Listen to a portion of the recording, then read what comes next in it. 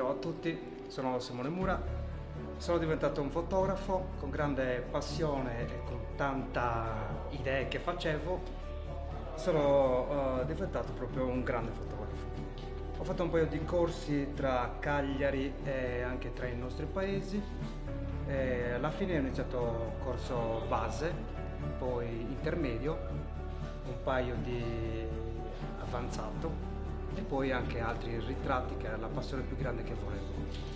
E dopo un po' di tempo mi piaceva tanto i nostri paesi, quindi entravo, che ne so, dalla chiesa dove parlavano lì tra un prete che dice l'altro. Dopo un po' cambiavo d'altra zona dove c'è il comune, dove ci sono persone che devono dire uno, due, tre cose, non riuscivo neanche a pensare perché le idee erano tante.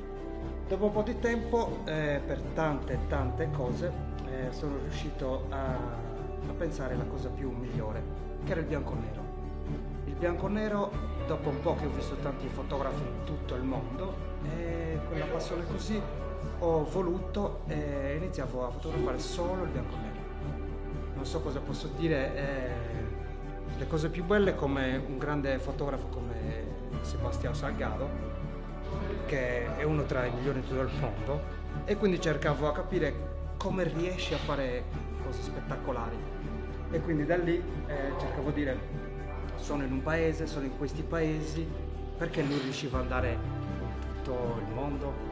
E quindi allora piano piano sono andato in tutti i paesi, quando ci sono Cortes, tra Meana, Zara, Sordolo, Lusacchi, oppure anche Nuoro, da qualsiasi parte.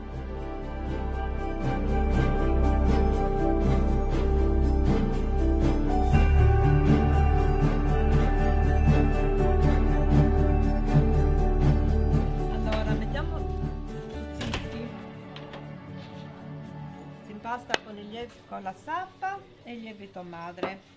Questa è la sappa. Semidanice, si mette il semidanice. Arancia essiccata, grattugiata. L'arancia caramellata. E queste le spezie, cannella, anice stellato. Si fa l'impasto. Poi aggiungiamo l'uva passa, questa, piano piano le noci, le noccioline,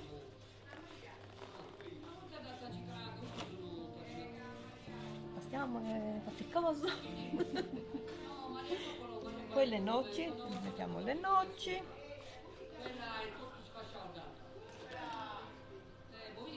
E si impasta. Faccio vedere l'impasto finito. Ecco qua, questo è l'impasto finito. Bagniamo le mani. Facciamo le forme. Lo dobbiamo ammorbidire, un po' si è indurito. Senti che profumo che ha.